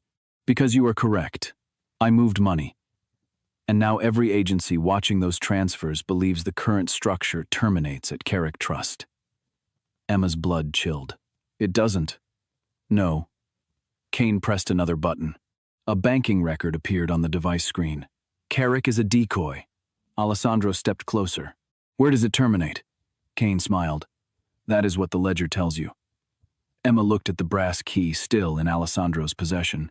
The historical ledger was no longer merely bait. It was the final map to the current network. Kane had allowed them to find one trail knowing it would stop at a controlled endpoint. Then why bring us here? Emma asked. Because Daniel's 9 numbers unlock the cross-reference inside the ledger. Kane looked at the folded copy on the table. Without them, the book is useless to anyone but me. Emma understood. You need the original. Yes. And you thought I'd bring it. Daniel trained you to respect primary documents. Emma almost smiled. He also trained me not to bring irreplaceable evidence into meetings with murderers. Kane's eyes hardened. Where is it? Safe. With whom? Someone you can't reach. Kane looked at Alessandro. She learned distrust from you. No, Alessandro said. She arrived with plenty. Kane's right hand moved. Alessandro raised the gun. The doors behind them opened. 4 armed men entered. Then 2 more from the side corridor. Emma's heart kicked hard. Alessandro had controlled the service routes, but Kane had always controlled the private floor. Put it down, Kane said. Alessandro did not. You won't fire. You've forgotten a great deal about me. No. Kane glanced at Emma. I remember exactly what matters. One of the gunmen aimed at Emma. Alessandro's weapon lowered a fraction. Kane smiled. There. That. Emma saw it. The choice Kane had been trying to force since the beginning. Evidence or Emma. Power or love. Obedience disguised as protection. Kane stepped around the table. Give me the key and the original numbers. I let her walk away. No, Emma said. Kane ignored her. Alessandro. No, Emma repeated. Alessandro did not look at her. Emma, do not trade anything for me. Quiet. No. Kane's smile deepened. Listen to her. Daniel raised a martyr too. Emma turned toward him. You still don't understand. I understand perfectly. No. You think this is about whether Alessandro chooses me or the evidence. It is. It isn't. Emma reached slowly toward her clutch. 3 guns shifted toward her. Easy, Alessandro said. Emma removed her phone with 2 fingers and placed it on the table. The screen showed a live call. Kane's face changed. Emma said, You've been talking to federal investigators for the last 22 minutes. One of the armed men swore. Kane stared at the phone. Impossible. Why? This room is shielded. Emma smiled. Your room is. She pointed upward. The fire suppression maintenance line isn't.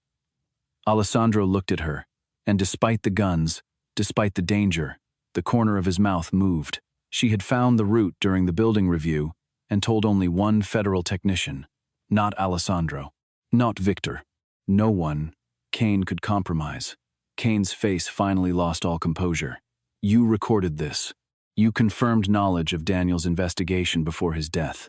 You admitted the ledger exists. You admitted Carrick Trust is a decoy. You demanded the numbers required to interpret the ledger. Emma swallowed. And you put 6 armed men in a room while threatening my life in exchange for evidence. Sirens became faintly audible below. Kane looked toward the windows. You stupid girl. Alessandro's face changed instantly. Emma saw the weapon return. Marcus. One word. Kane ignored him. Do you think prosecutors can dismantle what I built? Do you think paperwork ends 30 years of loyalty? No, Emma said. Fear ends when people stop believing you're untouchable. The gunman nearest Emma shifted. Alessandro fired. The shot cracked through the room.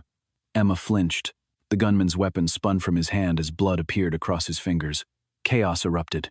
Alessandro overturned the table, pulling Emma down behind it. 2 shots hit the wall.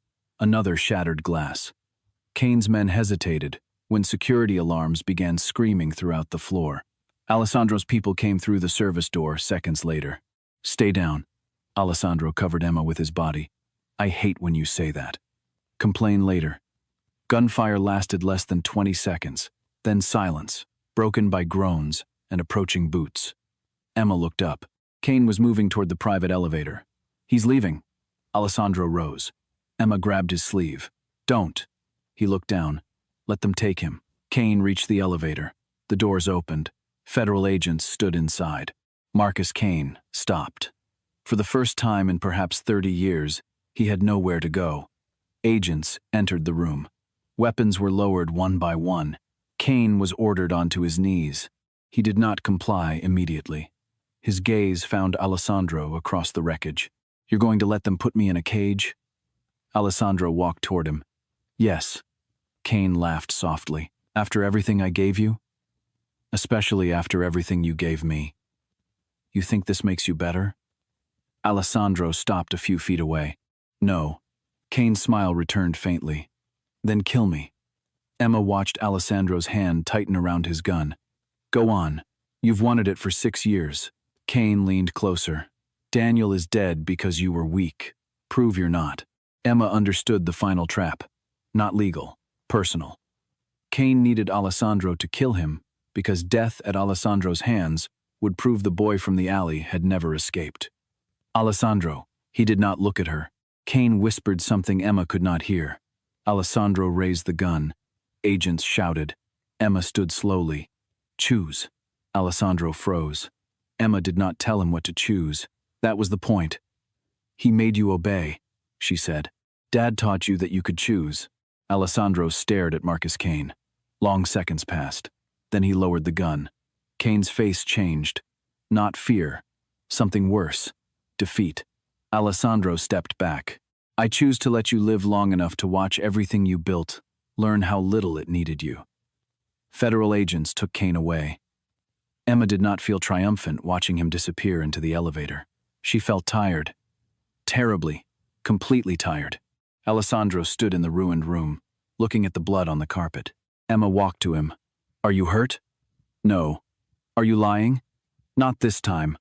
She touched his face. His eyes closed for 1 second. I said I loved you, she whispered. I heard. You didn't answer. His eyes opened. There were guns. There are no guns now. There are several guns. Emma gave him a look. Alessandro's mouth finally broke into the smile she had wanted to see, since the first time he showed it to her across Daniel's notebooks. Then he touched her cheek. I love you. Simple. No speech. No ownership. Emma kissed him in the middle of a wrecked hotel room while federal agents stepped carefully around broken glass and pretended not to notice. The primary ledger was recovered the next morning. Victor's brass key opened a private vault beneath a financial institution. Kane had quietly controlled for 27 years. The ledger inside was handwritten in a system only Kane and Daniel had fully understood, except Daniel had left Emma the 9-number index required to cross-reference its hidden routing structure. Emma was present when prosecutors opened it. She placed her father's original slip beside the first page. 583, 21, 4,076. For 6 years, they had looked like meaningless numbers. Now they unlocked 3 decades. Accounts, payments, shell companies, bribes, political contributions, judges, contractors, police officers, shipping routes. Enough evidence to transform whispers into indictments. The investigation took months. Marcus Kane's empire did not collapse in a cinematic explosion. It came apart the way Daniel Callahan would have appreciated most. Spreadsheets, warrants, subpoenas, frozen accounts, seized properties, frightened executives negotiating immunity, and accountants, with highlighters staying late under fluorescent lights. Senator Ashford resigned before prosecutors reached him. Vivienne disappeared from society pages. Joseph Kane was arrested trying to cross into Canada under another name. Victor Hale testified. His daughter moved west. Kane himself was denied bail. Emma watched the hearing from the back row. He never looked at her. Daniel Callahan's death was formally reopened. The original crash investigation had been compromised by an officer receiving payments through one of Kane's shell companies. The new finding used language Emma had waited 6 years to read. Homicide. She sat alone in her apartment after receiving the report and cried until morning. Alessandro did not come inside until she called him. He had been sitting in his car outside for nearly 3 hours. Emma opened the door with swollen eyes. "You could have knocked. You told me you wanted to be alone. I changed my mind. Then I'm here." He entered. No flowers, no gifts, no solutions. He sat beside her on the kitchen floor while she held the report and grieved her father all over again. This time without uncertainty. Months later, Daniel Callahan's name appeared in a federal filing as the original source whose investigation had first identified the Kane laundering network. No heroic headline, no statue, no gala. Emma thought he would have preferred that. "He hated attention," she told Alessandro, "except when you graduated. He embarrassed me for 40 straight minutes." "I know." Emma looked at him. "How?" He described it for 40 straight minutes. They were standing on the cliff above the northern sea. The safe house had been repaired, though Emma refused to let Alessandro replace the window Kane's man had photographed her through. "Why keep it?" he had asked. "Because I like remembering we were both wrong that night." "About what?" "You thought protecting me meant getting me out. I thought being brave meant refusing to leave." She touched the repaired frame. Turns out bravery was thinking. Spring had softened the coast. Grass moved in the wind, where winter rain had once battered the cliff. Emma had changed too, though not in the way society stories would eventually describe it. She did not lose weight, acquire designer dresses, and become acceptable to people like Vivienne Ashford. She remained Emma, full-figured, dark-haired, too sarcastic when tired, still uncomfortable when strangers stared too long, still capable of touching the pocket of her coat when afraid, even though the 9-number paper now sat sealed in a federal evidence archive. What changed was that she stopped apologizing for occupying space. The forensic team working Kane's case offered her a consulting position. She accepted temporarily, then surprised everyone by leaving 6 months later to open her own financial investigations firm. Alessandro offered investment money exactly once. Emma looked at him until he withdrew the offer. "I was only asking." "Good. I'm improving." She built it herself with a small business loan, 2 former federal analysts, and a receptionist named Marjorie, who frightened Alessandro's security team more than anyone had since Marcus Kane. Their first major case involved a charity director stealing from a children's foundation. Emma found the missing money in 9 days. Her father would have finished in 7. She could live with that. Alessandro changed more slowly. Some parts of his world could not disappear overnight simply because Marcus Kane went to prison. Power created obligations. Enemies did not become friends because a man discovered emotional growth. Alessandro remained dangerous. Emma never romanticized that. There were things about his past she would never like, and choices he had made that love could not make harmless. But he began changing what he could. Legitimate businesses separated from criminal ones. Men who wanted out were allowed to leave. Certain operations ended entirely. Others were handed to people Alessandro trusted to dismantle them, without creating wars in the streets. He never called it redemption. Emma did not either. Redemption sounded like a finished transaction. This was work. Choice after choice. day after day. Marcus Kane went to trial 14 months after the gala. Emma testified for 3 hours. Kane's attorneys tried to make her look bitter, emotional, confused, motivated by romance. One attorney asked whether her relationship with Alessandro Marino had influenced her interpretation of financial evidence. Emma looked directly at the jury. "No, numbers don't care who I'm sleeping with." The judge coughed to hide a laugh. Alessandro, seated in the gallery, did not even try. Kane was convicted on 17 federal counts. Murder charges related to Daniel's death followed at the state level. He would never leave prison. Alessandro visited him once. Emma did not ask him to. He told her the morning of the visit. "Do you want me to come?" she asked. "No." "Do you want me to tell you not to go?" "No." "Then what do you want?" Alessandro considered. "For you to know where I am." That was enough. He returned that evening after dark. Emma was cooking pasta at his apartment. "How was it?" she asked. "Small." "The prison?" "Him." Alessandro removed his coat. He seemed smaller. Emma stirred the sauce. "What did he say?" Alessandro looked out the window. "That I would become him eventually." "And?" "I told him I already had the advantage." "Which is?" Alessandro looked at her. "Someone will tell me when I'm being an idiot."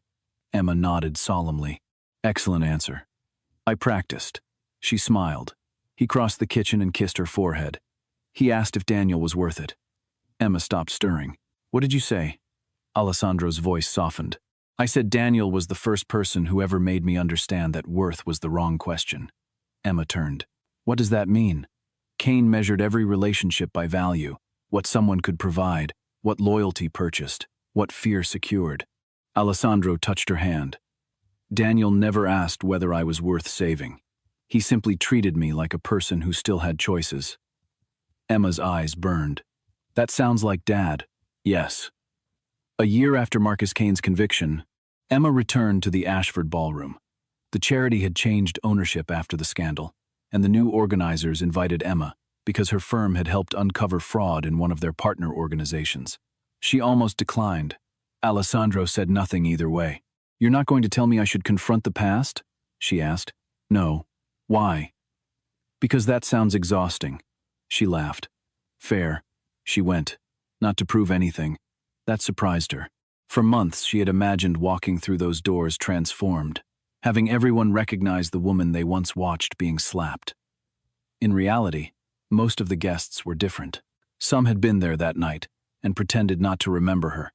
Others remembered too well and became painfully polite. Emma found she did not care. The ballroom looked smaller. That was what struck her most. The dome was still gold. The chandeliers still glittered. The carpet had been replaced. But the room that had once felt like the entire world was simply a room. Emma stood near the table where her tray had fallen. "You're blocking the champagne." She turned. Alessandro stood behind her in a black suit. "You came. You sound surprised. I thought you hated galas." "I do." "Then why?" He looked toward the far windows. The same table. The same approximate place where his chair had scraped back. "I wanted to see whether the room still deserved all the trouble." Emma smiled. "Verdict?" "No. 800 people might disagree. 800 people were wrong before." He held out his hand. Emma took it. They walked toward the windows. "I used to think that night changed my life because you crossed the room," Emma said. Alessandro looked at her. "It did. Partly." She stopped. "But I've been thinking about something Dad said. Dangerous. Very." "What did he say?" "When they want you small, stand up straight." Alessandro nodded. "He said that about you constantly. I always thought standing up was the important part. And now," Emma looked across the ballroom, "now I think the important part is deciding where you walk after." Alessandro said nothing. "You crossed the room that night," she continued. "But everything after that, I had to cross myself. The restaurant, Daniel's notebooks, the street after the car, the safe house, Marcus Kane's table, the courtroom. Every distance, fear had once told her not to walk. Alessandro's hand tightened gently around hers. "You did." Emma looked at him. "And you?" "What about me?" "You spent 6 years keeping a promise to my father, trying to. Find me, protect me." "Yes." You were terrible at the second part. A faint smile. I've been informed. Because you kept confusing protection with prevention. Also informed. Emma moved closer. You didn't keep me safe, Alessandro. His smile disappeared. I know. You did something better. He waited. You let me matter. Something changed in his face. Emma continued before her voice broke. You let me sit at the table. You let me read the numbers. You let me be afraid and still make decisions. You hated every second of it, but you stayed beside me anyway. That was not easy. I know. It remains not easy. Good. He frowned. Good? Means you're still learning. Alessandro looked toward the windows. Your father used to ask me who I thought I would be if Kane disappeared. Emma's chest tightened. What did you say? I never answered. Why? Because I couldn't imagine existing outside what he made. And now? He was quiet for a long time. The ballroom continued around them. Music, glasses, laughter, ordinary life. Finally, Alessandro said, whoever I choose. Emma smiled. That sounds familiar. I had a good teacher. Dad? He turned toward her. You. Emma's eyes filled. Alessandro lifted her hand to his mouth. And there is one choice I've found surprisingly easy. Only one? So far. What is it? He looked directly at her. No performance. No threat. No ownership. You. Emma swallowed. That sounded dangerously romantic for you. I can make it colder if necessary. Don't. His thumb moved across her knuckles. I choose you, Emma Callahan. Not because Daniel asked me to find you. Not because I owe your father. Not because I crossed a ballroom and decided you needed saving. His voice lowered. I choose you because every room becomes more honest when you're in it. Because you argue with me when everyone else agrees. Because you see numbers where other people see noise. Because you make me want tomorrow to contain someone I recognize when I look in the mirror. Emma could barely breathe. That was extremely romantic. Unfortunate. Continue. His mouth almost smiled. Every day. On purpose. For as long as you'll let me. Emma looked toward the center of the ballroom. She could almost see herself there again. Black apron. Broken champagne, burning cheek, blood in her palm. 800 people watching to see whether she would shrink. She wished she could cross time and tell that woman something. Not that a powerful man was coming. Not that one day she would be loved by someone feared across the city. Not even that her father's killer would face justice. She would tell her, you are about to discover that standing up is only the beginning. Emma turned back to Alessandro. You know what I remember most about that night? The slap? No. Ashford's face when I canceled his financing. You enjoyed that far too much. I did. Emma smiled. The chair. Alessandro looked confused. Your chair moving. She glanced toward the windows. Everyone remembers what you said afterward. I remember that sound. One chair scraping the floor while everyone else stayed still. Alessandro's gaze softened. Emma touched his face. You crossed the room. So did you. Not that night. Yes, that night. She shook her head. Alessandro continued. You think crossing the room began when you walked toward Kane? It didn't. His hand covered hers against his cheek. You did it before I ever stood up. When Vivienne Ashford raised her hand, and you decided not to lower your head. Emma's eyes burned. I was terrified. Courage usually looks like that from the inside. She laughed through tears. Did Dad say that? No. You? I'm capable of an original thought occasionally. Good to know. Alessandro kissed her. Gentle. Familiar now, but never careless. Around them, the gala continued. No one stopped talking. No orchestra went silent. No room froze to watch them. Emma liked it better that way. Years later, people would remember Marcus Kane's trial as the fall of an empire. Journalists would write about Alessandro Marino's break from the man who raised him.